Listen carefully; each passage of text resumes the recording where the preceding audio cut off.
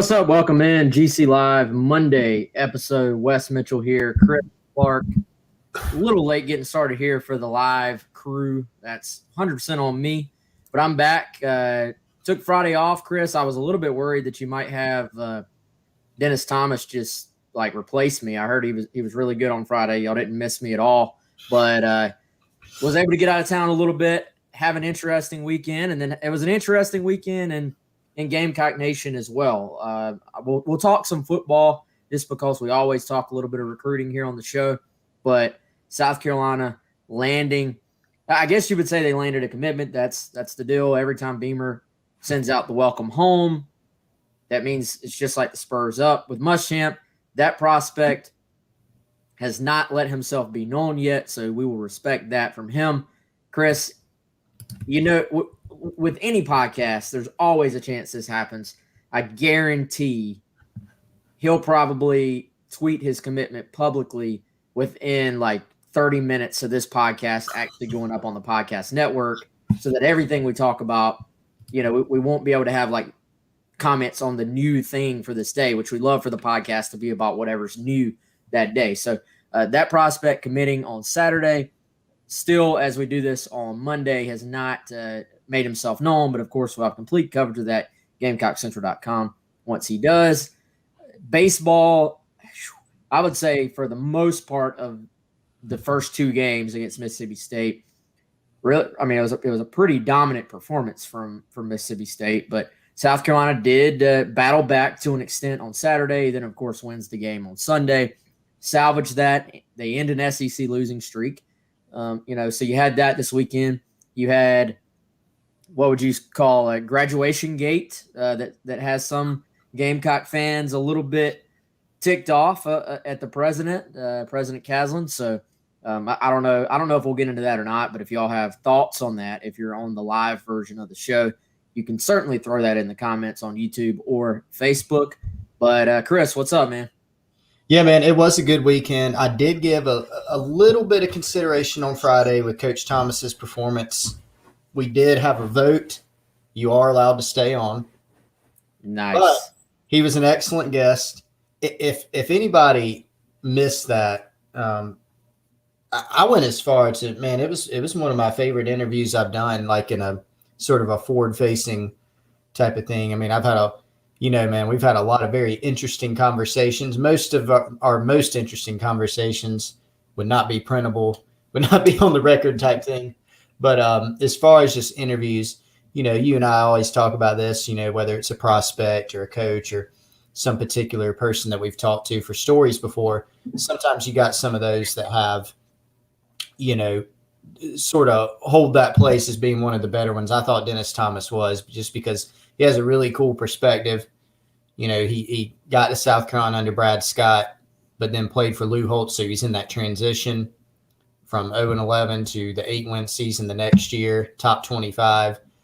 He coached under Steve Spurrier and Brad Lawing, talked about some of those players that he was able to coach, Melvin Ingram, Jadeveon Clowney. And he had some really good thoughts, too, on Shane Beamer. He obviously knew Beamer from his previous stint at South Carolina. They were on the same staff together. It just gave some thoughts on the job that he's doing at South Carolina. So it was a great interview. If you missed it, make sure you go back and check it on the podcast network or go to youtube.com/GamecockCentral and check out Friday's GC Live. It was a good time. And we had, I don't want that to overshadow too much. We had on Colin Taylor, who did a fantastic job as always, but Dennis Thomas did a great job. So make sure you check that out if you have not already. Yeah, and as Chris said, every single podcast we do, unless we have a really bad one, then we just don't upload it, the audio. Actually, there's only been maybe one or two that we have not uploaded, and it's been more because of audio issues or issues on my end with my connection, which, knock on wood, has been fixed and really good ever since those issues we were having. But every single show, for the most part, you can find it youtube.com/GamecockCentral or any podcast platform, whatever you prefer, Apple, the Google Pod stuff, any of that stuff, you can find it on there. And every single show is, of course, brought to you by our good friend Clint Hammond of the Mortgage Network. Check out ClintHammond.com or give him a call, 803-771-6933. And Clint is, of course, the primary presenting sponsor here on the show. And his MLS number is 71597. You can hit Clint up at chammond@mortgagenetwork.com, or again, 803-771-6933. Great time to buy a house, or great time actually to refinance if maybe you're not wanting to get out there into what is a crazy housing market right now, but want to save a little bit of money and take advantage of these super low interest rates. Give Clint a shout. Tell him that Wes and Chris sent you, and of course he will get you taken care of. So as Mike Yuva points out here, big week for young Colin Taylor, 22 years old this week. Woo. Wow. Is he really only 22? I think that's right. He's an accomplished individual for being 22 years old. Dang, okay. I think that's right. Interesting. By the way, so I was on JB and Goldwater earlier today, and they said they were having food connoisseur Colin Taylor on after me. Brutal. And I almost fell out of my chair because I had to point out that he's never been called food connoisseur Colin Taylor before. So I don't know. Maybe Colin Taylor has maybe you have a greater appreciation for Colin's food takes than I do. I don't know. But yeah, so how old is Colin? I was just trying to think. Normally, because sometimes we play ball together and we have to say our age. God, I don't know. Maybe I thought 22 was legit. It seems like he just graduated a couple years ago, but maybe he's more along the 25 lines, something like that. Yeah, I guess he's not 20. He's not 22. Here's the thing: once you get to a certain age, the numbers are you don't even think about ages. I feel like, or you try not to. Try not to. For sure. Yeah, Colin's what, 25, 26? Maybe he's about 25. Let's bring him in. Let's bring him in and talk about his age. Talk about his age and dinosaur chicken nuggets. He loves some dino nuggets. And, the other day, I thought I was going to have to, full disclosure, we like to be honest on the show. I thought I was going to have to fill some more time on the show the other day. And so we almost got into a big picture discussion with Colin on how he, started out writing, doing some intern stuff for Gamecock Central, and then became a full-time writer and all that. But we didn't get into that. But I did say at some point we're going to do that. So maybe next time we have Colin on, Wes, we'll talk about that and we'll get his actual age if we do not find out before then. Yeah, well, maybe we can get him an actual day off for his birthday. That'd probably be nice. He doesn't want it. He doesn't need a day off.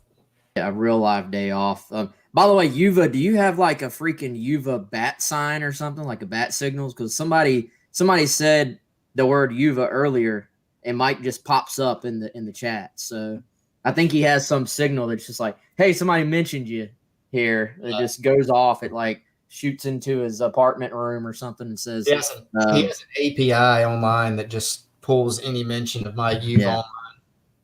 Yes, Big Colin 26. Okay, there it is. According to sources, will be 26. According a source who's close to a source, according to Colin. Yes.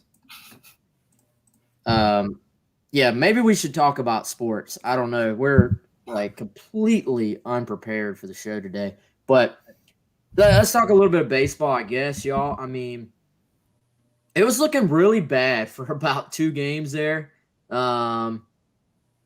And let's see. Rob says he's been trying to email me, but he got it wrong. I'll shoot you an email, Rob. So baseball really just struggled for 2 games. I will say this: Mississippi State may win the College World Series, if they have any luck, because South Carolina has. If there's any team that can rank the rest of the teams, it should be South Carolina and their coaching staff. Everybody that's anybody. And, Arkansas, very impressive. Texas, obviously, earlier this year, very impressive. But, man, Mississippi State, the way these dudes handle the bats is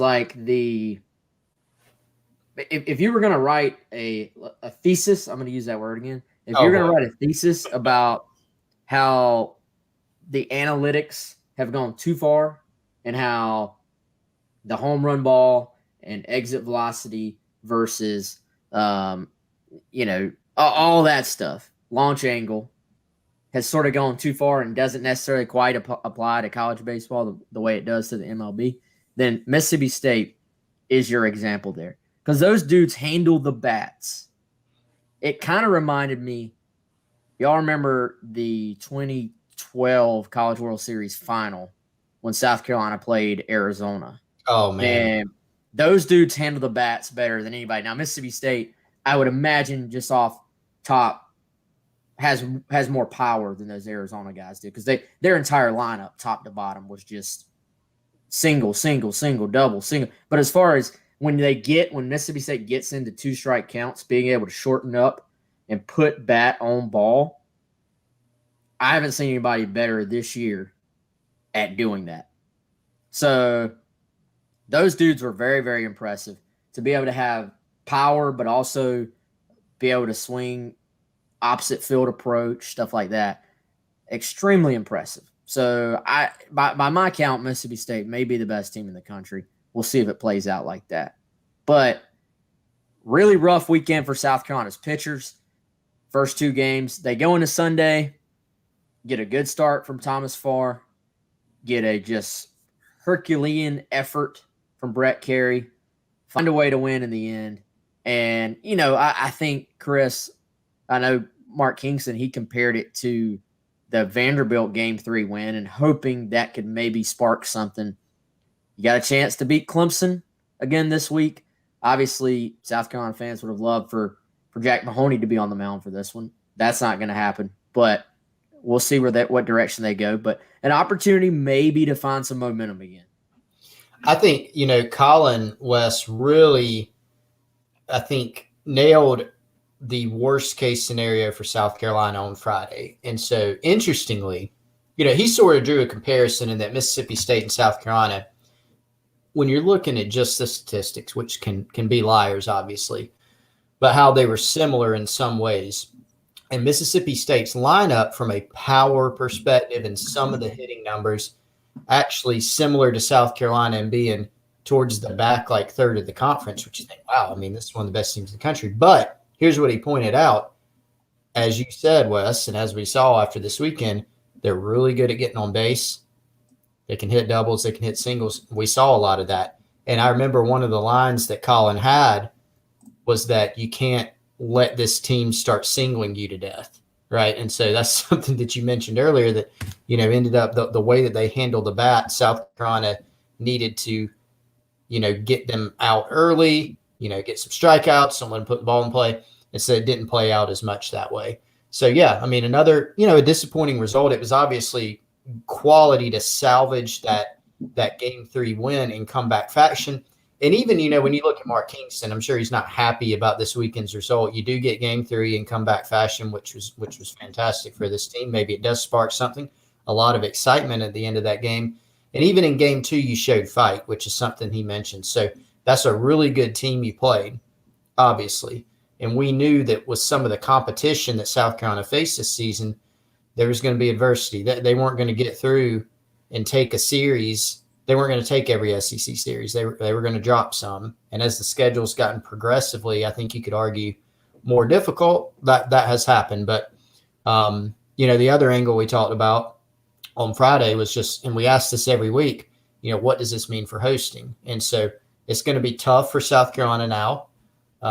Given what's happened and so many SEC teams, even within the conference, vying for those spots. So disappointing result, but like you said, man, maybe they can take that Game 3 and use that as a springboard.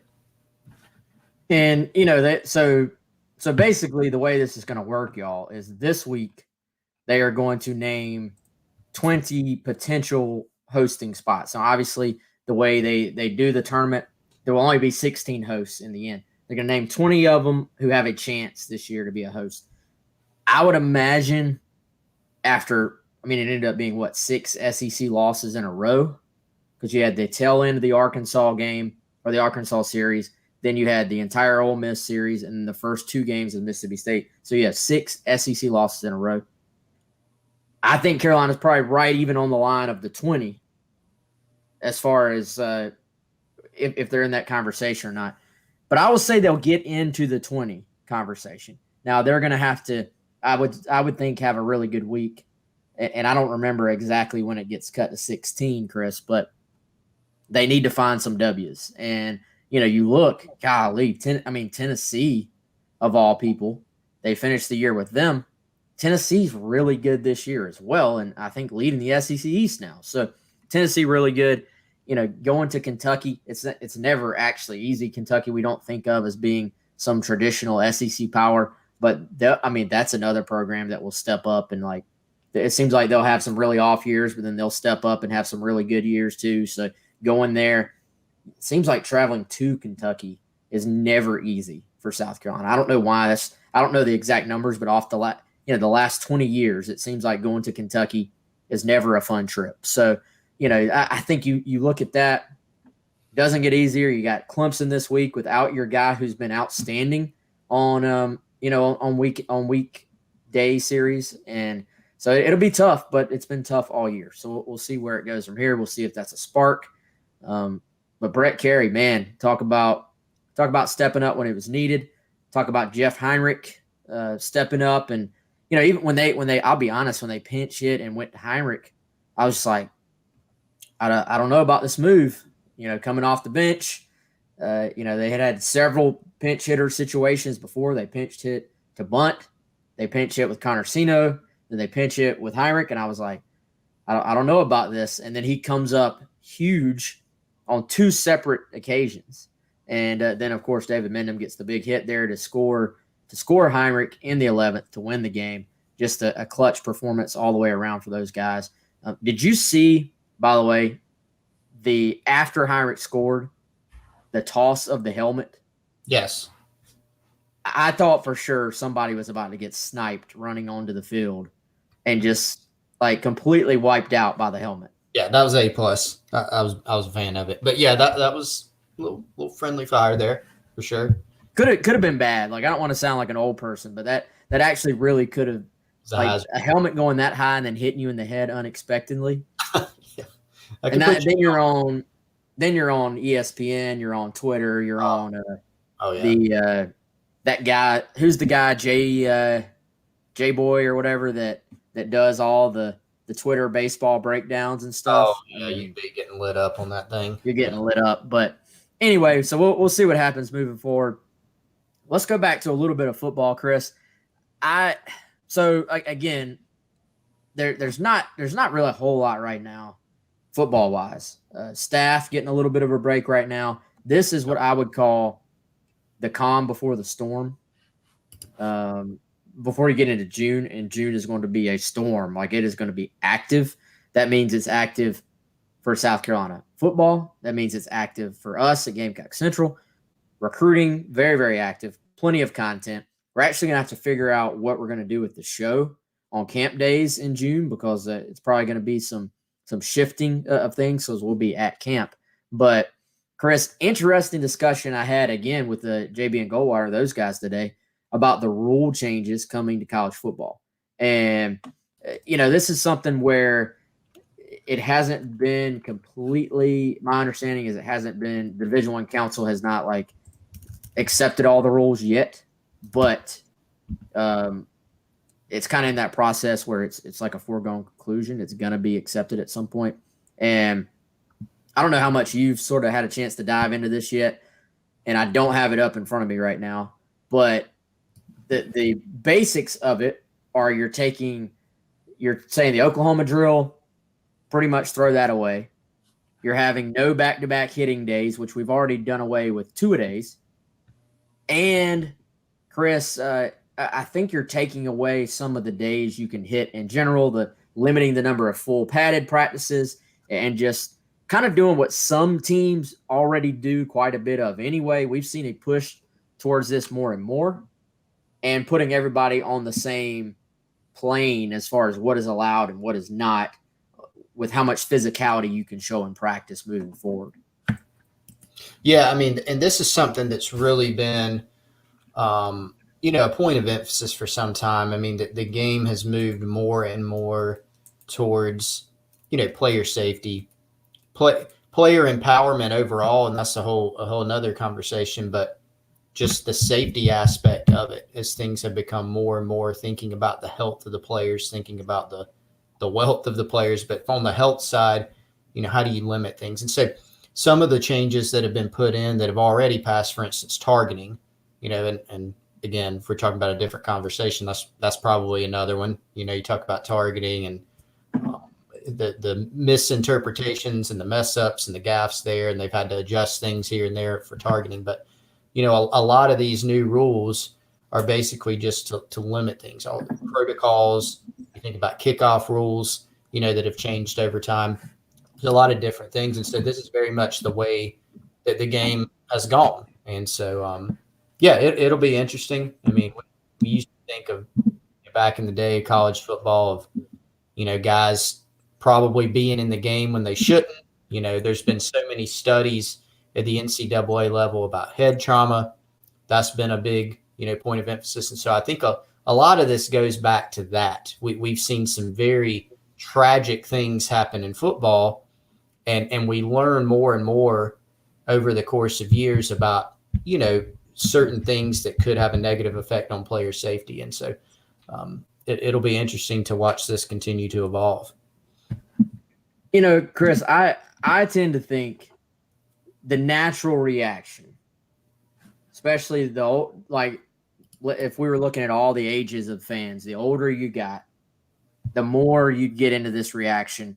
And I'm talking specifically about the changes to what is allowed in practice, how many padded practice you can have, doing the Oklahoma drill. The natural reaction for people is to go, yell at the clouds, basically. Like, this is not football that I grew up with. Back when I was doing this, we had 2-a-days. We had to, and I think Preston Thorne, who does a great job in 107.5 and gives great insight, he has said this several times that I've heard. He said football is a lot more fun than it used to be. And football, in a lot of ways, in practice, you really practiced all year for an opportunity to go play, your 13 games, your 12 games, whatever it ends up being. You do a lot of things that just aren't very fun, first and foremost, and a lot of things that over time, statistically, scientifically, have been proved to be pretty dangerous. So, I think our natural reaction sometimes is like, well, why don't you, just make it flag football or something, is what we say about it. But if we want to still have football in 50 years and for it not to be flag football, then there are going to have to be changes like this, I think. And we all want football to continue. And the other side of this, to me, Chris, is that if you're a fan, you pay your money because you want to go watch your star players play. And how mad, rightfully so, has the collective South Carolina fan base been the last 5 years about all the injuries that have piled up as far as South Carolina football goes? If you're telling me that scientifically eliminating some of these things can maybe take out a little bit of physicality, but means the star players are going to be available and there's a less chance they're going to get hurt in practice, that's the direction the NFL has been headed for years anyway. So to me, you're just putting everybody on an even playing field if they follow these rules, which is another discussion entirely, and saying this is what's allowed, this is not. Let's get the players to Saturday healthy.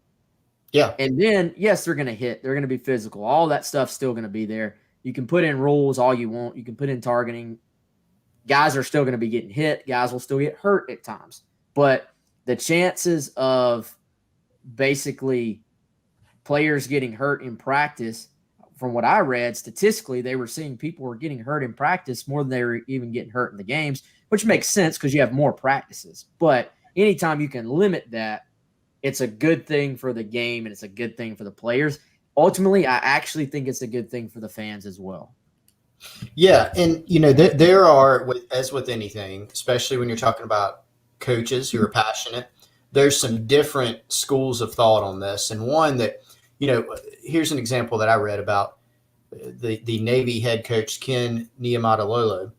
They had, you remember, they got absolutely blasted. I think it was in their first game last year, and basically they could not really practice effectively because of numbers, because of COVID. He changed how they practiced, and it showed.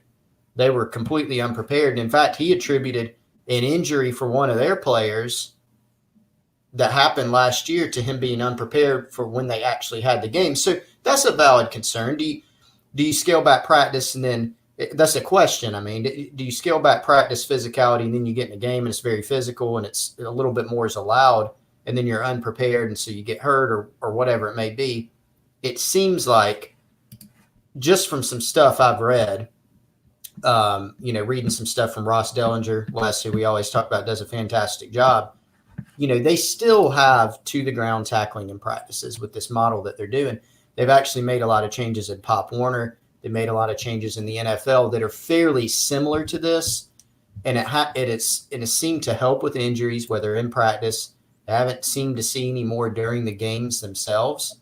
And the on-field product has seemed to stay relatively good. And here's something else that Troy Calhoun from Air Force pointed out. The story I read from Ross Dellinger, it was quoted, and he talked about the fact that, nowadays, something you got to consider, whereas you used to maybe have offensive linemen that were 250, 270 pounds, now they're 310 and they're running 4.7 or whatever. The game can be more violent now because guys are bigger, faster, and more physical. It's just like this. I'll go off on a little bit of a tangent. Like this whole, everybody always talks about would this NBA team from the 1960s beat this team from 2020? The answer is no, they wouldn't, because they're not even on the same. They're not in the same stratosphere. These guys would barely get their shot off against some of the, Giannis from the Bucks running point at 7 feet tall. Really, it's so these guys have, the athleticism, size, the ability to strike, those things have really changed. And so we've seen a lot of really, really violent collisions. They used to have some, but it upticked. And that's when, as the athleticism continued to progress and the skill level continued to progress, you make some changes to scale things back. I don't know if there's a perfect solution. Like, you can't just say anything goes. You can't say you can't do anything. You have to try to sort of meet in the middle somewhere. And I by no means want to be a defender of the NCAA. I'm not on almost any category, but I do understand in the name of player safety trying to adjust some things. Well, I think to your same point, Chris, the players now are closer to reaching their physical and athletic capability, reaching their potential than they probably ever have been before. Strength and conditioning has been a part of the game, obviously, for a long time now, but it's almost maximized at this point as far as scientifically being able to put the guys in a place to, they get bigger, they get stronger, they get faster because they've found a way to more efficiently build up their bodies as well. So that hasn't always been the case. There were all these, you're going to overwork them. You're going to, it's insane that, and the level of, the weight room aspects and what's available to these guys now is like near world class. Mm-hmm. And that's not just at South Carolina.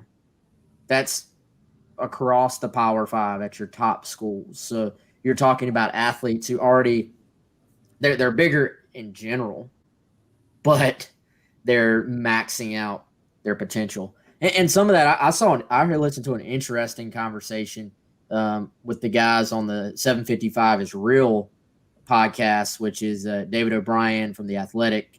This is a Braves thing, obviously. He had Eric O'Flaherty on there, the former pitcher that was with the Braves and several other teams. He said in baseball, he's noticing that because right now all the pitchers are throwing like 95. Like if you're not throwing 95, then you're slow, basically, as far as your pitch velocity. Well, he thinks there's an uptick in the injuries in baseball because of the bodies of these guys are just getting maxed out. So there's like, so he quoted some old manager and was like, you can't pull fat, and what he meant by that was, you can pull a muscle, but you're and granted, you want your guys to be in great shape, like you're going. That's an obvious, but sometimes you max things out to where the human body is. I mean, look at offensive linemen and their playing weight. We've talked about this before, Chris. They'll be 310 pounds when they're playing. And then when they go off, they retire, go off into the real world, they go two directions. And it's either they just eat whatever is in sight, and they might still be 315 pounds, but it's not a good 315 pounds, or they end up being like 210 and being ripped because it's just not natural, I feel like, to be those weights. So there's a lot at play here, and there's no like easy answer, and it's like a deep discussion here. But it is an interesting point as far as what helps injuries, what helps prevent injuries, and all this. I think. Yeah, well, and I think one thing I thought of is look, Bo Jackson. If Bo Jackson played right now, he'd still be considered pretty freaky, right? Like, I mean, just his skill level at anything. I remember hearing that story about he had never like done diving like in an indoor swimming pool, and he just like learned, and then he was like world class at it within like 30 minutes. I mean, he's one of those guys who can do anything, and he could run all these things. Point is, Bo Jackson on the field when he played, I mean, it was just this otherworldly type thing. Now, dude, I mean, I'm not saying, again, Bo Jackson would stand out. Anybody from his era, don't get mad at me for saying this. My point is, there are a lot more freaky athletes now than there were when he played. There are a lot more freaky athletes than there were in the 1970s. I mean, can you imagine some tackle from 1984 trying to block Jadeveon Clowney in a college game or something? I mean, he probably sacked the quarterback every time. So that's the point. It would be fun to watch, actually. It would be. But in every sport that we've seen, the skill level, and it goes back to many things, like you said, the amount of resources, the amount of training, the extra training. We're seeing quarterbacks, baseball players. That's a couple examples that come to mind. They literally are training and specializing from the time they're like 5 or 6 years old, all the way until they're in college. And so that has really proliferated, the nutrition, sports science, all these different things. And then there just seems to be some natural evolution to where people, like you said, they're maxing that potential. They're doing it earlier. And people have really tapped into the amazing feats that the human body can do. And so now when you get more than one guy at the NFL Combine running a 4.3, it's just 4.3 pretty fast, and it's just that's an incredible athletic feat. People giving DK Metcalf, who is a giant, this hard time about running, what was it, a 10.36 in the 100. I mean, that's an absurdly freaky feat, but yet he's getting clowned about it, and that just shows you how far things have come in terms of athleticism and skill. The fact that he can just go out there and run that. Yeah, it's amazing. It's stupidly insane. Yeah. And my buddy James Reynolds, he's a coach over there at Irmo now. I was at Ben Lippen before. He was actually tweeting about this, and I responded to him. The number of people, we've talked about this before, that think they could just roll out of bed and run a 5.0 40-yard dash. Like, we think of a 5.0 as being slow because we've been like conditioned for that. And just a regular adult, if you went to a random office in Columbia and pulled out every adult that was in there and said, let's go run some 40-yard dashes, most of them ain't running a 5.0. No. Or anywhere close in a lot of cases. So it's funny. They're these athletes are just, and we're getting way off. I don't know if we even have I was about to say we're getting off subject. I don't even know what our subject was, honestly. But these athletes, it's not like we'd like to think, oh, I could go out there and do that. No, No, you can't. no, I couldn't. No, you couldn't. Like, unless you played at that level, it's just they're on a different plane of existence as far as athleticism goes. And the fact that Metcalf could run that, dude, is absolutely freaky. Even if it was it last in the trials or something? Is that right? I didn't even read the article. Yeah, it was like last, and I mean, who cares? I mean, that guy's huge to run that. It's remarkable. So yeah, I mean, I think our overall point was, as skill level increases, it's like one of the coaches, might have been Calhoun. It was somebody in that Dellinger piece that I mentioned. They were basically talking about, mass and acceleration is force, and so you think about how big and powerful and then skilled some of these guys are.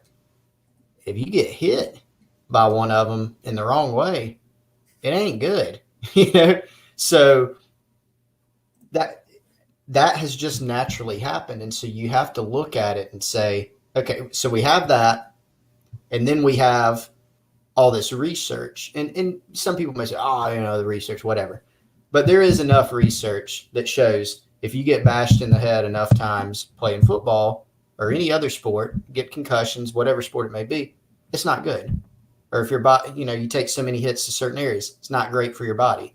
So we have that. We know these things. We know the progression. And so that's why that's why there's a push, and rightfully so, to try to make the game safer. And look, I get as irritated as anybody when they botch a targeting call. I mean, it is absurdly frustrating to watch someone get obliterated in a game. It's the definition of targeting. They look at it and they say it's not targeting. And then somebody doesn't really target somebody and they call it. I mean, I understand all that. But the rules being put in, some of these new safety measures, they're understandable because of where we're at in the game. What are there changes this year to targeting? It seems like there's changes every year. I don't know for sure. I haven't seen any for 2021. I'll effort that and make sure. I know there's changes to overtime coming. Yeah, overtime change. That being after starting in the second period, you got to go for 2. And then when you get into the third overtime period, it's basically going to be just 2-point plays until somebody wins. Get successful 2-point plays, somebody misses theirs, you win the game. I don't think there's any new this year, Wes, 2021 targeting rules that I see. They did make some changes last year, but this year I haven't seen anything new. The thing about targeting that gets me is the fact that you're ejecting guys. I think if it appears the intent was not there, leave the 15 yards, but leave the guy in. And then if he has any issue at that point forward, then you can eject him. In my opinion, is my big problem with targeting. Is I get the reason for the targeting is the reason you have it is a situation where I'm in line with that. Like, I understand we're trying to make it safer. The intent of the rule is good. But I think you look and you say, man, when a receiver ducks his head and that causes targeting with a defensive back, and then we kick the defensive back out of the game, that's when I think there's a problem, because these kids work their tails off all year long for these 12, 13, 14 opportunities, and then we kick them out of a game for something that's completely out of their, something they can't handle, like something that was not their fault at all, is an issue for me. So let's find a way to maybe adjust that part. Okay, so Chris, we normally only talk, for the most part, we talk Gamecocks, but again, it's a little bit slow. I got to get everybody's thoughts and reactions on this report because there's an SEC flavor here and a Columbia flavor here. Y'all will see where I'm going with it. You probably already know by now. Ian Rappaport tweeting at 2 o'clock as we came on the air that the Jaguars are planning to sign quarterback turned tight end Tim Tebow to a 1-year deal that could be official in the next week or so. Nothing done yet, but he'll get a chance to make the team and reunite with Urban Meyer. Thoughts, chat room, and thoughts, Chris Clark. So I'll give my thoughts. People are sort of getting, some people, I would say, are getting a little irrationally upset about this. Always had his chances, blah, blah, blah. Why would you sign him? So, I mean, my thoughts are it's fine because I'm not going to begrudge the guy getting another opportunity. Obviously, this isn't just a random move, right? I mean, he knows Urban Meyer, okay? Those guys have a great relationship. Tim Tebow has had great success with Urban Meyer, vice versa. Athletically, we'll see where he's at now in 2021. It's not like they're signing him to a guaranteed 5-year, $8,000 million deal. I mean, they're going to give him a contract and see where it goes. If it doesn't work, they'll probably release him. It's a business. But this is a thing that's going to drive interest. It's going to drive ticket sales. This is a business. This is a pro franchise. People, we remember Tebow Mania, minor league baseball, etc. It's going to happen to some degree again in football. And then he can give you something as a player. This is a dude that's a really good athlete. And I know some people are stacking it up saying, well, so-and-so, is probably a better player. There's probably better tight ends that are already in the league. They're not getting a chance. The way I see it, it's a free country. It's a free market for players. People make bad, good signings all the time. This one to me, it makes a lot of sense. I mean, to bring him in. That's just my opinion, though. And if it doesn't work out, it won't work out. Yeah, there's, if you're the Jaguars, probably looking at it like there's very little downside to this. There's not much risk here. Now, tell you what, man, if I'm HBO, Hard Knocks is in Jacksonville. That's right. Year. That's right. You got the Urban Meyer factor, Trevor Lawrence coming in, Tim Tebow trying out. Done deal. Hard Knocks, get on the phone, make it happen. I don't remember the rules on like the team rejecting it and how all that works.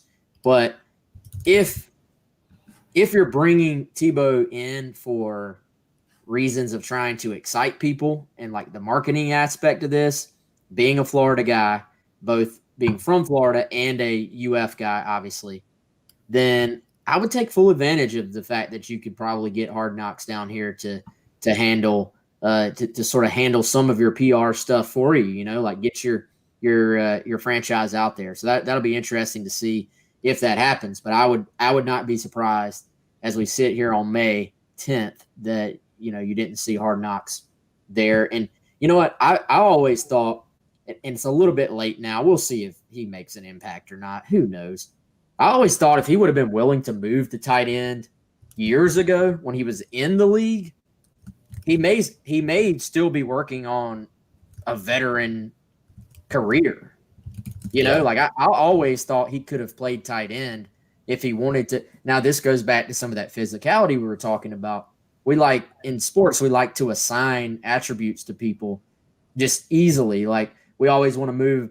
People want to move an athletic quarterback to receiver and think he automatically can catch the football. Right. We want to move Tim Tebow to tight end and think he automatically wants to block somebody every single play. That's not always the case. Right. That's an attribute. That's a characteristic, being able to physically stick your head in there, put your face in the fan, as one former Gamecock coach liked to say quite a bit. But yeah, that's not a guarantee at all. But right. If there's one thing Tim Tebow has shown he's very good at, it is at keeping himself marketable. Mm-hmm. And even when he's in the minor leagues, I mean, I go to Fireflies games anyway, but dude, there's never been a buzz at Fireflies games like when Tim Tebow was here in Columbia. So, I think there certainly is a marketing aspect here. And if you're Tim Tebow, you're right back in the limelight. Now you're, I don't know, parlaying this into your own freaking reality show or something. Who knows? But there's always a marketing aspect when it comes to Tim Tebow.